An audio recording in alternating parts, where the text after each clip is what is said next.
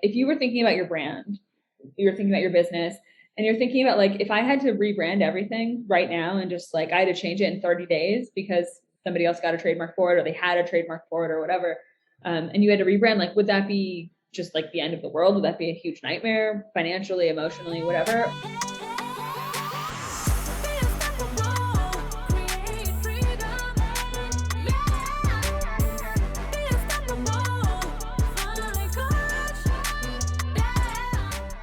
Today we're meeting with Nicole Swartz, the attorney and founder behind Sprout Law, a law firm for women business owners. In 2015, she created a skincare line that grew exponentially and was internationally known. Her products were even in the Golden Globe gift bags, so I'm curious about that. We're going to dig into that. How did that happen? Because I think a lot of the audience is going to want to know, how do you get those kinds of bigger gigs, right? Those bigger connections. But after only 2 years in her skincare line, someone trademarked her brand and she couldn't use it anymore. She had to rebrand her entire business just because she didn't have a trademark on it. She sold her skincare line and started her own law firm exclusively for women. She now helps other women trademark their brands to avoid the same situation. And we're going to hear all about it because I am fascinated with this concept of trademarks. I have one myself, and I will tell you all the ups and downs of that and pick your brain as well. So welcome to the Unstoppable Woman podcast. Nicole, let's get started. You ready? Yes. Thank you so much for having me. I'm excited to be here. Sure, of course. This is going to be great. So like I said, I am fascinated by trademarks. I know like this much about them because I have one and I hired a lawyer to help me with it, but I really don't know the ins and outs of it. And one of the things that I'm fascinated about is what you have to do to enforce a trademark. And we'll get to that later in the conversation because I know you do some work around that, and I'd love to hear that. So I can't wait. Tell us the story of your journey to this world that you're in, this focus, because it's quite a big journey. And I think the audience would love to hear a little bit about how you got to being focused on this and how you dealt with, what happened there, like pretty much losing your brand. So Yeah. So I've always wanted to be an entrepreneur. Like that's always been a big goal. I always knew I was going to run my own business someday, but I didn't know exactly what. So I went to law school, and as soon as I graduated, I had worked like a little bit, internships and stuff in law. And I just really felt like this wasn't for me. This wasn't like a good fit. And so I just quit my law job and I started a skincare line, like total, like 2 a.m. browsing on Pinterest, like moment where I was just like, this is it. I found like a skincare formula and I was like, this is what I'm going to do. And I just started out like at festivals and stuff like that. And it really just grew like into getting into stores, just starting with like a local store. I just like went there and was like, please sell my stuff, and really like learned a lot along the way. And then it sort of transformed into this thing where we were in a lot of different stores and the Golden Globes gift bags, as you mentioned, and just like doing a lot of really fun stuff in that business. So it was covered in like coconut oil and sugar like constantly, but yeah, but it was great. And then one day I just woke up, went to my email, and it was like, bam, cease and desist letter. Like, you can't use this brand name anymore. And it was like such a surreal moment. And also just, I felt so silly because it was like, I was an attorney at that point. Like I should have known, I should have like prioritized that, but I was so busy, like trying to get sales and Instagram followers and wholesale accounts and trying to make products. And there's like, there's 100 million things that are on your to-do list every single day as an entrepreneur. So that just wasn't really like a focus for me. How big was your business when you got that cease and desist letter? So I was still the only employee, but we had contract manufacturers who were making it. We had like a warehouse of like stuff, and we had maybe 200 to 300 different wholesale accounts. That's fantastic. So, yeah. And you had put about 2 years of work into it. And as I'm well aware of, those early years, it's like hustle and grind time. It's like you're pounding the pavement and you're really going hard. And So there was a lot of effort that you put in. Would you agree with that? Yeah, absolutely. Yeah. Effort. And then also the thing that I didn't really realize before I had to change everything was like how many things have your brand name on it, from like the packet, like the packaging, like the labels, to your domain name, to your website, to your business cards, to like just like just everything has it on there. And so the act of actually changing it is like a very tedious process. It's sort of like changing your name if you get married. It's just like the paperwork just keeps going on and on and on. Yeah. So not only was there an investment in time in building the business, but there was an investment in time and money in terms of your collateral, some of it is digital collateral, but some of it is print collateral and all of that. Yeah, I can really see that being, your logo even, right? You have to, so many, especially when you're new in business, you spend a lot of time thinking about like, is this logo what I want? Does this represent me? It can be a rabbit hole there that people get into. Yeah. And I had already paid for branding. So then I had to repay for branding again. So it's just like, wow. I started joking that like I felt like I had to do and pay for everything like twice. So it was just like a whole restart of things. And then I also had to notify like all of my wholesale accounts, like all the retail shops that we were in. I didn't tell them like all of the sordid details about it, but I just said like, we're rebranding, and that's kind of embarrassing to say that you're rebranding. And it was just an emotional process. Yeah, and it's not just rebranding, like we're changing our colors and the fonts and our labels. We're calling ourselves a different name. Like a business is going to be called something else. How did the companies that you were working with take the rebrand? They were all great. Yeah, they were all fine about it. It was more just that like I felt embarrassed about it, but then also like we had to sort of do this process where like they had to sell out their current inventory, and then we would like send more, you know what I mean? Like replenish with the new brand name. So that would just also took a lot of time to figure out like, well, how much inventory do you have? And if you're going to sell it, like they had a limited amount of time that they could sell it still. And so it was logistically a little bit difficult, but everybody was, for the most part, fine with it. Yeah. So talk about you mentioned you were embarrassed. Talk about the feelings behind that. So like, how long did it take you? I mean, there's probably some fear or drive when you get a cease and desist, and then you have to go into action. You have a certain amount of time to make some changes before everything crashes and burns, and they go after you. But so I can imagine that there's just some, okay, I got to get into action and go into drive mode, right?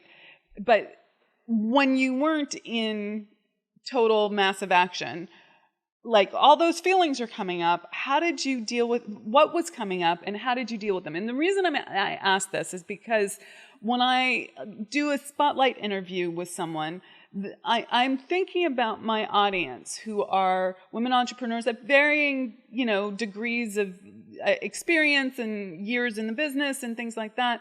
And some of the biggest things that stop them is the inner game. It's like this challenge, this curveball came, and I just want to go into my hidey hole, but your business is going to freaking crash and burn if you go into your hidey hole, but suppressing your emotions doesn't really work. So how did you personally manage that whole situation?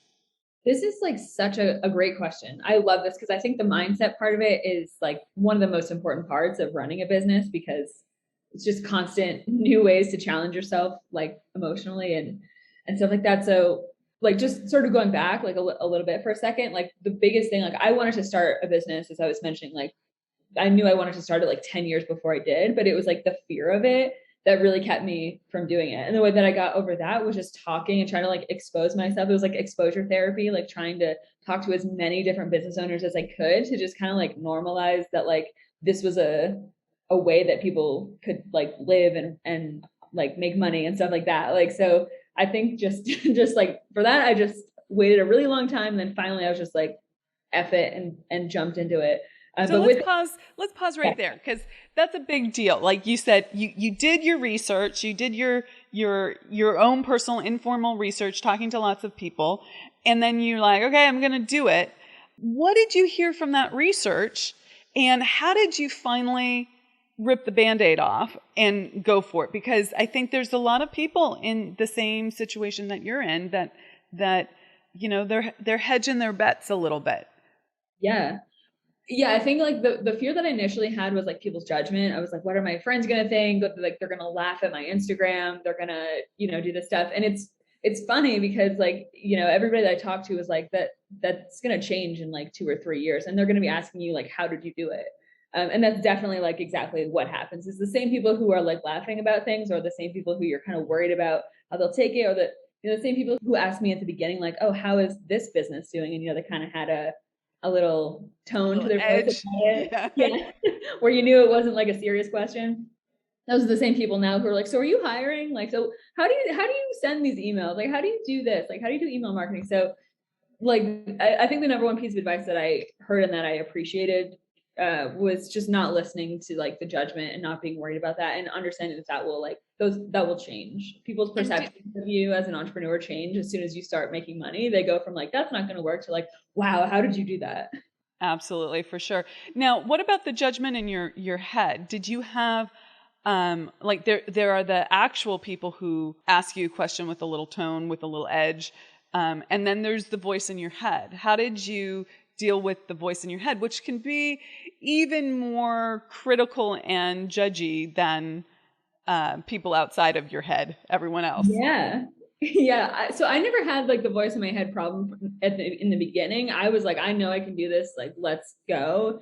It was just other people's opinions that were holding me back. But it's interesting now as I've been an entrepreneur now for like 7 years, which is like kind of silly to think about. But now it's my own voice that gets in my head. Now it's like me as my own boss being like, you can't take a day off. Like, you've got to be doing this. And I'm like the mean boss to myself. And now it's like the voice in my head that I have to like push against and be like, you can take a day off. You're interesting. Okay. Interesting. I kind of think that even if you didn't have the voice, like actually speaking the words in your head, that fear of judgment of what other people think, that is a little bit of internal self-doubt. Because if you didn't doubt yourself, if you knew you were going to do it, you wouldn't have any fear of anyone else's judgment, right? That's a good point. Yeah, I wouldn't even cared what other people thought. So yeah. Okay, so let's go back. Let's circle back to that question around mindset.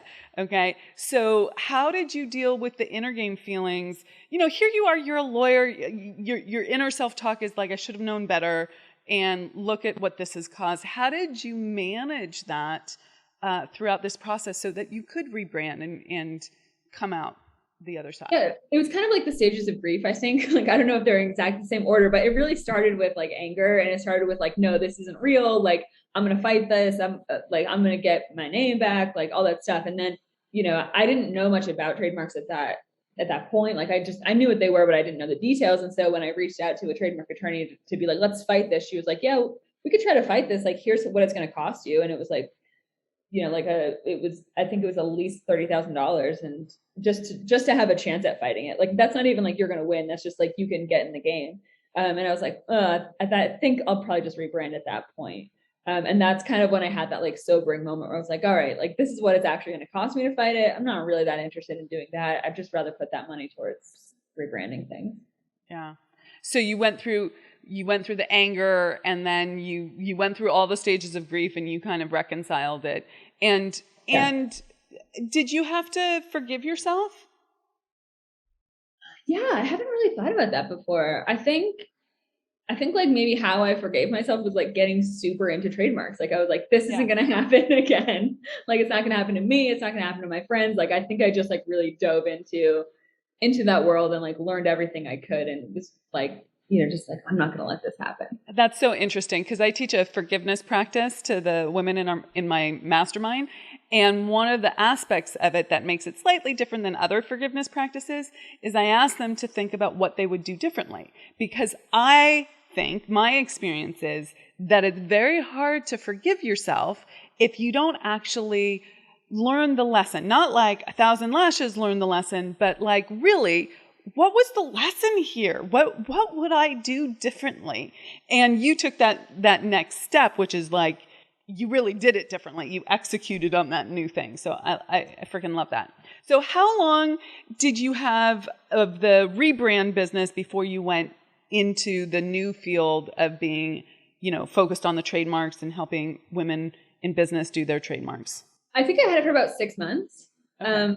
and was just like kind of focused on the rebranding process, and that takes a while. And then by the time that was like able to like be done and be released and everything like that, I had already sort of like dove deep into the world of trademarks, and I already had like a lot of friends and clients already who were like, help me with this, help me with this, help me with this. And I found like, okay, this just feels more like my passion than the beauty business. So I love this. I mean, not anything against the beauty business, right? Because I love it all. But what I find fascinating is that you went into law initially. You got your law degree. It didn't feel right. You had to have this experience, be bopped on the head. Okay, it was not a pretty bop. It was like a hard bop. And then you were able to see the opportunity in the situation, and it actually drove you back to law, but in this more nuanced way, in this like more clear way. And that there's such a, beautiful full circle there. And, I teach from the lens of universal law. That's part of how I teach. And one of the things that I really emphasize for people is that your perspective, law of relativity, your perspective is either that the universe is happening for you or against you. That life is for you or against you. Okay? And what you did, and what I'm going to underscore, is that you, after the grief, after the anger, after all of that, right? You recognized that this was a really big opportunity for you, and it was a love, and it was actually for you, not against you, right? Oh yeah, completely. I think even if I had stayed in the beauty business, that was one of the best things that could have happened. Financially, it was terrible, and just emotionally it was terrible. But the brand that I came out with afterwards was so much better because I'd known my customers. Like it was just 100 times better than the first brand I came out with, where I just slapped a label on something and called it good. So even in that perspective, it was great. But I think that being able to like transition back into law and do it in a way that really worked for me, and that like felt like something I was passionate about, was again one of the best things that I think has happened to me. I love that. So has it been natural for you to be able to see opportunity in situations? Is that sort of something that you had to cultivate, or is that sort of part of your personality? I think I'm always kind of I think I'm always like the person that's sort of like running into a challenge and like really interested in just growth and personal growth and the opportunities and things, even when things are just like so uncomfortable and they're so hard, like just that's the interesting thing to me, is like figuring out like how do we like push through this and make it great. Perseverance, problem solving, all of that. Yeah, I love it. And I find that there's always a level where you're able to see the opportunity and when you're able not to see the opportunity. And it's at that edge that really makes you unstoppable. Like this was like a little bit of an edge, right? And now that you've experienced this, there's probably, not that I wish it on you by any means, but the bigger the business, the bigger the challenges. It's not, people think, oh, you get to a certain level and the challenges aren't so big anymore because you've got all this experience. And there's some truth to that, but I think the truth is that you know how to manage it. You know how to respond to it. But there's always going to be an edge. There's always going to be a growth edge. And that's where, for our listeners, I really want them to recognize, what's your growth edge on seeing the opportunities? Where are you saying, this sucks and it's happening to me, versus life is always for me, where's the opportunity here? Because it's always embedded in the experience. So, okay, speaking of our listeners, they are women who are in different stages of their business. Some of them are just starting a business or getting ready to start one. Some of them have been in business for a long time and are ready to scale or, cross the 6 figures, cross the 7 figures, all of that. So you're going to have to speak to that whole range here. How important is it to have a trademark? Like, at what stage do you need to be thinking about a trademark? And does it matter what industry you're in? Like, clearly you were in the beauty care industry. That's a product industry. You should have thought about it. Shoulda, right? Like at the beginning rather than after you launched, like a little bit of research would have gone a long way, right? But is that the case for all industries? Yeah, so those are two really good questions. So number one, as far as like when it makes sense to do it, I think it's like a gut feeling of like if you were thinking about your brand, you're thinking about your business, and you're thinking about like if I had to rebrand everything right now and just like I had to change it in 30 days because somebody else got a trademark for it or they had a trademark for it or whatever, and you had to rebrand, like would that be just like the end of the world? Would that be a huge nightmare financially, emotionally, whatever? Or would that be fine? Like for some people, it's like, oh, that's fine. I'm trying it out. I'm not that committed to it. And then that's not the right time for a trademark. But if you feel like, no, this would be like a huge deal if I had to rebrand in 30 days and change everything, then it's time to start thinking about one. So it's going to be different. It's not necessarily based off of, how much money your business makes or how long you've been in business. It's really just about like how much like brand equity you have, really, like how much do people know your brand, how much do you care about it. Yeah. So that's an interesting thing. So brand equity, I think, is really a key phrase and word and concept there. So when I think about does everyone need a trademark, the answer is if you have brand equity, if you're building a brand, if it's not just, Amira Alvarez, coach, business mentor, it's the Unstoppable Woman. That's a brand, correct? Exactly. Yeah. And I think the second part of it, thinking about like what industries, I think two things, like number one, product industries definitely make sense to think about that earlier just because of the investment of like inventory and packaging and stuff like that. If you had to rebrand, then, you might have to throw all that away. And then number two, like I think just popular industries in general, these are industries that are more likely to be trademarked. Like people are filing more applications in these areas. So there's more of a risk that like somebody else could take your name. So, things like beauty, apparel, candles, stationery, and then business coaching is one of the top ones, like anything to do with social media, marketing, graphic design, and then wellness and like personal growth. All of those are like really, really popular industries. So if you're talking about any of those areas, like whether you have a blog or a podcast or are a coach, like those are all, or you do consulting, those are all really important areas to focus on. Okay, good to know. Okay, so what's fascinating about the way the world works is just yesterday, our strategic advisor, who speaks to many women who are interested in working with us, right? They're getting ready to scale their business. They want to scale their business. She was just telling me yesterday that so many women lawyers that she speaks to, she didn't even know that I was having this interview with you, okay? So she's like, so many women lawyers they comment on the fact that we're trademarked and that they notice that you've trademarked yourself and they're impressed by that. So I was like, oh, I'm going to flip my hair back. And then I was thinking about this conversation and I'm going to out myself for what I've done well and what I haven't done well. And maybe you can help me with that. Okay. So I'm proud of myself, but I also recognize that to some extent, this is because my mother was a lawyer. Okay. So I have that like lens through which I see the world. But even so, it was a team member a few years ago who brought the idea to me. And so I give her a lot of credit. And after I went through the trademark process, which was not difficult because I had a business attorney and she worked with a trademark attorney. It was an investment in money, but it was a pretty seamless process because I wasn't DIYing it. And I know that there's ways to DIY it and ways, other ways. But here's the place where I need to out myself and get your insights, okay? Which is, I have that entrepreneurial mind, which does big vision. It does like, okay, we're going to focus on this and like goes down the path. Not so interested in the little small details like, wait for it, figuring out if there's anyone who's ever infringed on this. Like I have this beautiful trademark. They sent it to me in the mail. It's gorgeous.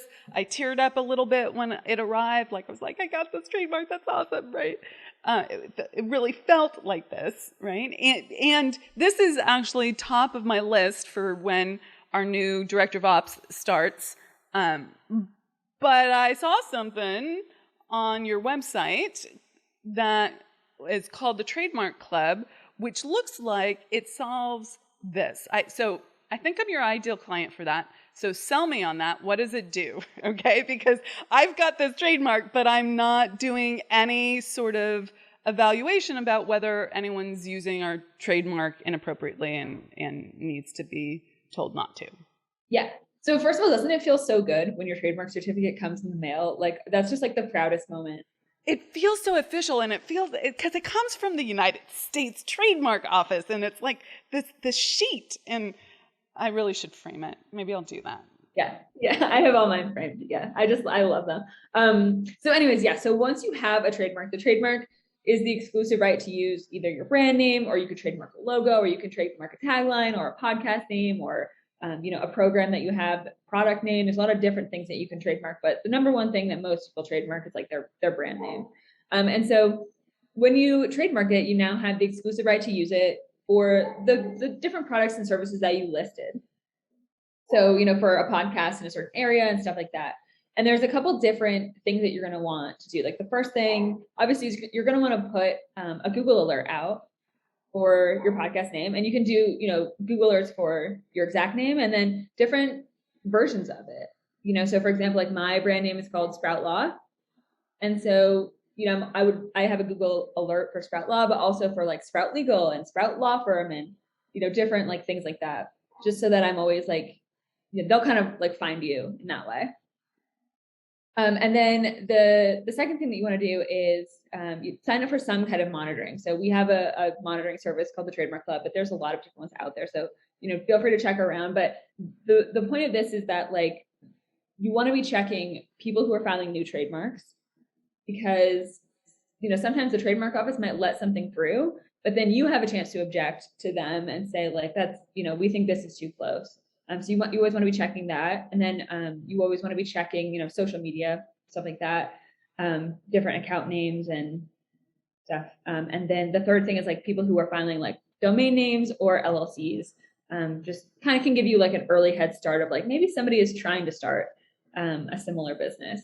So I would say like monthly is ideal because there's so many new trademark applications that are filed every month and so many new businesses that are starting, which is a good thing, but it also just means definitely want to be on it. Monthly, if you're not going to, if you're kind of going to try to do it yourself and like stay on top of it yourself, then I would say like maybe quarterly would be good.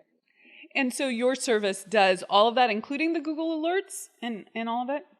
Yeah, so we have, ours is a monthly service. And so it comes with, we search the top 5 pages of Google. We search social media pages, and then the trademark office, everything that everybody, like all the different applications that have come in that month, and then domain names and LLC registrations. Fantastic. Okay, yeah. Sign me up. Yeah. You're like, okay, how do I do that? But I have a few questions based on that. So you mentioned you can trademark like taglines and different things.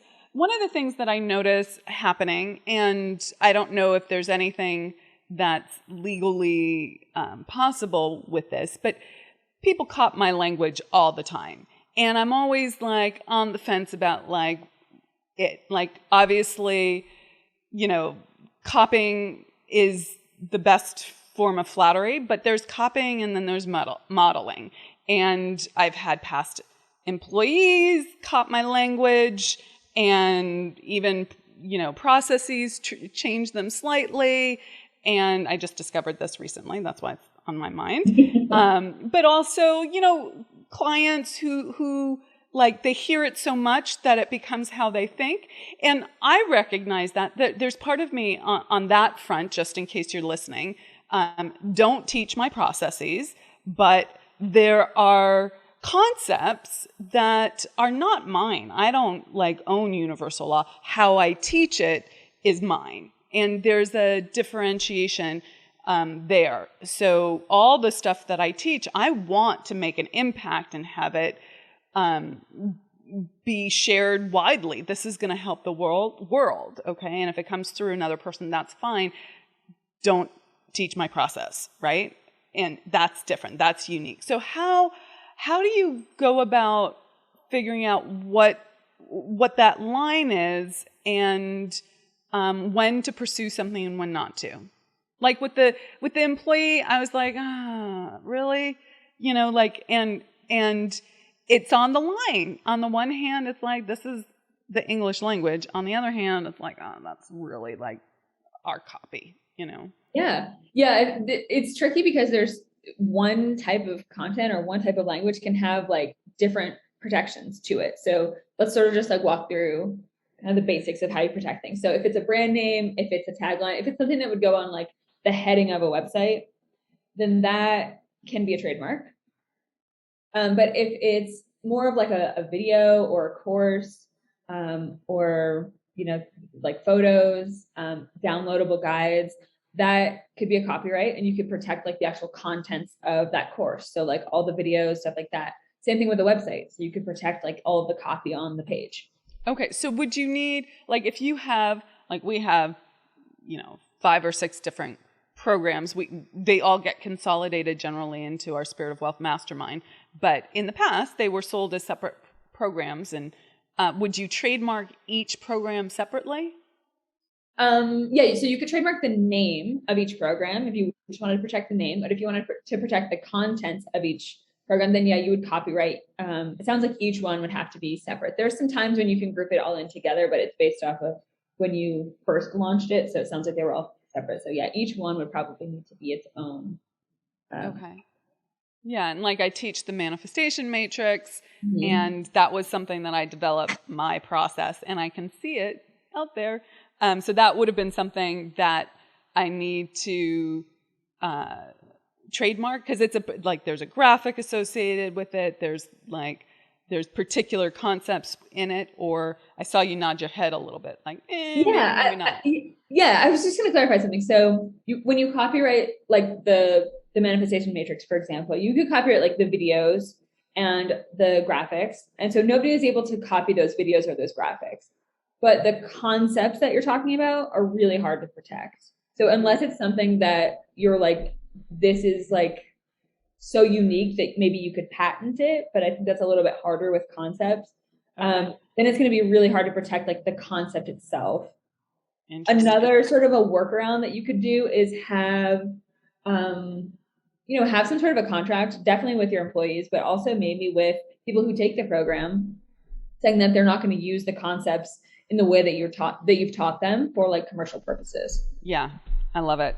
Yeah. We need to, we might have that in our contracts already. I just would have to look. It's this stuff, right? This is exactly, it's a great heads up, because this is where you were at. You were like, I have all this other stuff to do, and we can't forget the details. Though I will say, your story is a great story to recognize this, but there are trade-offs in the beginning. You have so many priorities. Which one do you do first? So there's always that. Okay, so let's see. Can you tell us how can business owners really prevent people from trying to copycat their entire business? Is it simply getting a trademark?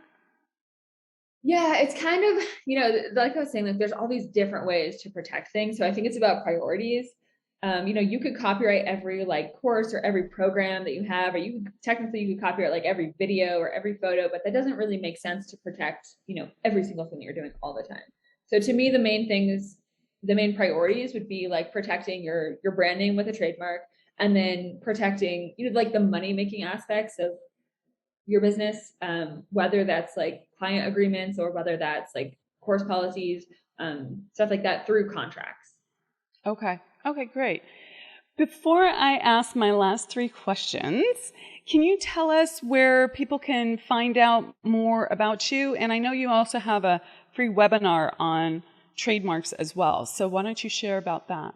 Yeah, so we are at sproutlaw.com. We're also on Instagram at Sprout Law. That's where we kind of post all of our, we do a lot of like celebrity trademarks. So if you're interested in like what all of the celebrities are coming out with, we talk a lot about that there. So it's just kind of like fun pop culture celebrity gossip there. But we also have a free webinar all about trademarking, just kind of like walk you through the process of like, how long does it take and how do you get started and how much does it cost and what to expect, all that kind of stuff. So do all that at sproutlaw.com. Okay, fantastic. Okay, so my final 3 questions are, how do you continue to learn in order to stay on top of your game and keep growing? It's constant reading, like constant taking courses and constant ordering books. on different areas of like, whether it's, I bought one the other day about like value proposition design, about like how to build your business plan in a way that, just like all the different models of business plans. And then I bought one about like how you psychologically handle like making more money in your business than you thought was possible. And like, there's just all these different aspects of running a business, from the actual like business ops to stuff like that. So I think just courses, like spending a lot of time and money on education. Yeah, huge. That was a really big one. I mean, I think there's a book coming every 2 or 3 days in this household. So I'm still like, I learned how to speed read, and that changed my life. And Audible changed my life as well, right? Yeah. But like, it's a constant growth for me. And that was one of the biggest things that I did when I was making my big quantum leap and going from 138 a year to 700K in 1 year and then crossing the 7 figures, was like I was reprogramming my mind to think successfully, and it was studying every morning. So absolutely. Yeah, I think sort of like what you were talking about, there's these sort of like edge points. I think it's kind of the same thing as you're growing, where it's like there's a point where like what you were doing before is not going to get you to the next level that you want to get. Like you have to level up your skills and your I don't know, like your business network too. Like you have to, and that just, it's like a constant thing that never stops. Absolutely. Okay. This is a little bit more of an intimate question, just for you, me, and everyone listening. Let's do it. What do you love most about yourself? I love that I am really brave about certain things. Some things I don't care about being scared, and I just want to push myself through that feeling. It's like being on a roller coaster, but I don't like roller coasters. So that's what I'm saying. I'm brave about some things, like not roller coasters, but in business and in just like taking risks about things. Like I have no problem being like, let's just buy some crypto. Let's just buy this rental property. Let's just invest in all these different, like I was playing around with NBA trading cards and like making money off of that in their early pandemic. So I just like, I just am constantly challenging myself to like learn new things and just take risks, even though sometimes they don't always pay off, but there's lessons to be learned in everything. I love it. Were the NBA trading cards based on a Gary Vee perspective? They were actually, yeah. I was like, I know that strategy, but that's awesome that you were like, oh, that's interesting. I'll go do that. Yeah. Yeah. It ended up working out. So I've since I've liquidated my NBA trading cards, but it was a fun lockdown activity. Yeah, I love it. I love it. Okay, final question. What makes you an unstoppable woman? I think it's I mean this in the best possible way, like never being satisfied and just constantly trying to improve, constantly trying to say like, okay, what's next? I think there's like so many points in our life where we could all just say like, okay, that's good. Like I'm good at this level, whether that's like personally or in relationships or in our careers. And I don't ever feel that way. Like I'm constantly just trying to get to the next thing. I love that answer. I love that answer, because one of the things I teach is like, be grateful, be happy, be content with the experience that you have. You don't have to reject it, but never be satisfied. You always want, like the experience that we have here on earth is one of a kind. We get to grow. And if you're putting a cap on that because you think it's wrong or bad to want more, you're really like limiting yourself and not making the most of your life and your potential. So I love that answer. Thank you so much for joining us, Nicole. This has been great. I love the information you shared. Thank you so much for the generosity of spirit with that, and how you just gave us a lot of great nuggets that we can act on. They're actionable, and I hope everyone goes and checks you out. So thanks for sharing and being here.